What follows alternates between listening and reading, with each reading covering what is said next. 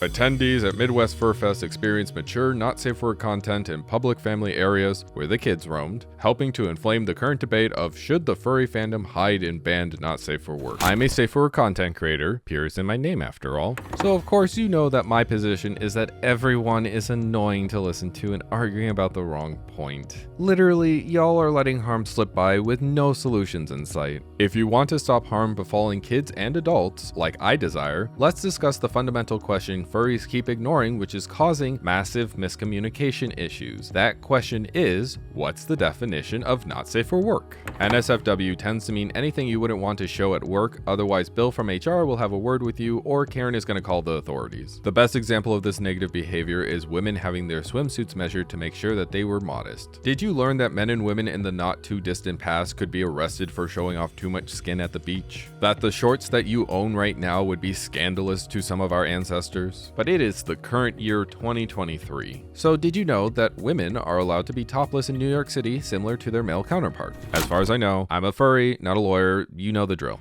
Meaning we've learned that showing the ankle does not destroy society. However, I did just say, did you know? Because both of us realize that the normal safe for work expectation is that men can only be shirtless. Women are still treated as objects of desire that could cause men to go rabid and do harm against them. Thus, since men find women to be not safe for work, half the population just loses their natural rights. More fun facts from the very progressively blue NYC. Said laws are actually just a loophole versus the states that actually legalized women's comfort and autonomy to be shirtless like men. Just to make it very clear, this example is directly how LGBT plus people become systematically marginalized socially and legally. If you're a trans man but have the TOS orbs, other men may use the traditional misogynistic laws and mores to harass said men in our fandom. Men which y'all pretend to protect when it's convenient and comfortable for you to do, insert Tumblr joke here. When furries say pup hoods make them feel uncomfortable because it's used for that, or the TOS orbs on that horse fursuiter are far too large for the public, or it's gross for people to wear short jorts because they need to have the cloth at least go down to their knees. We all treat this discussion as normal for protecting the children and adult, aka maintaining a safe space, but what's the direct mechanisms and actions actually keeping people safe here?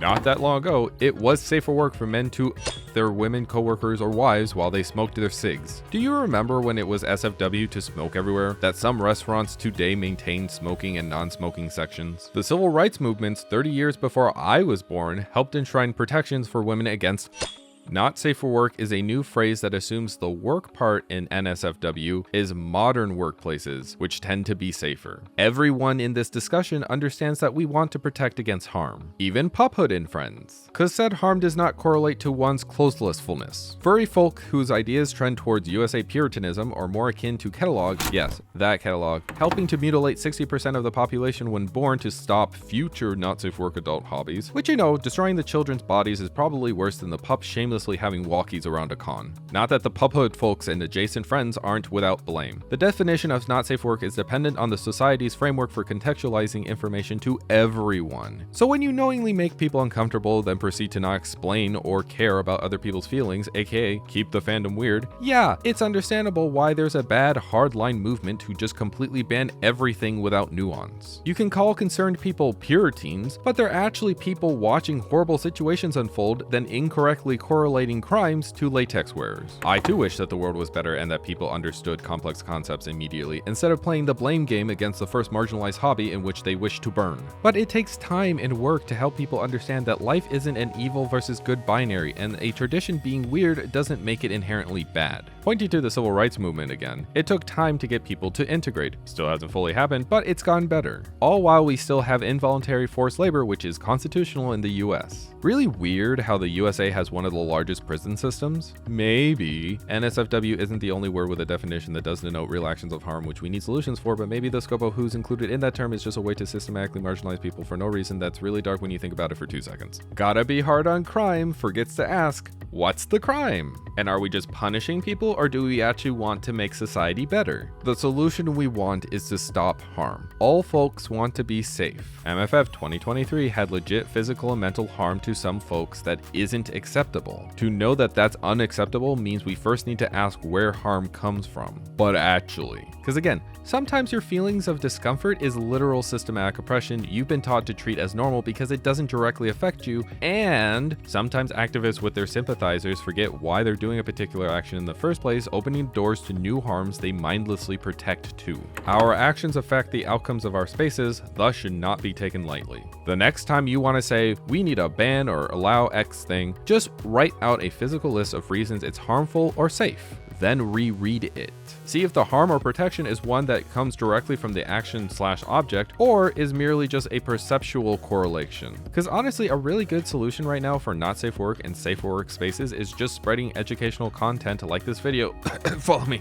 So that when someone encounters a pup hood, one can go, oh, the history of swimsuits allows me to recognize that although something can be useful for naughty, unmodest times, it can also be used for wholesome reasons, allowing me to feel safe that the mask isn't what's doing the harm, turning my focus into finding ways to more effectively avoid harmful situations from bad actors. The fandom being an amazing magical space and the fandom having horrible undercurrents to it can both be true at the same time. I'm hoping we can ensure this safe space stays amazing for all its members before evil people take advantage of our goodwill and break the beloved aspects of this fandom we hold dear. Side note, the question I'm about to present is a whole follow-up video's worth of discussion later. For now, please tell me your immediate answers in the comments. What age should minors learn about the farm upstate where the dog now lives and we can't visit being fake? When does protecting children's innocence via ignorance of the truth turn into harming their future immature adult self via lacking the ability to deal with real-world not safe work situations such as organisms perishing? No, seriously, write a comment and tell me when you think sugarcoating a difficult subject starts to be harmful to one's health. Your answer may reveal some sugar caked onto your hands.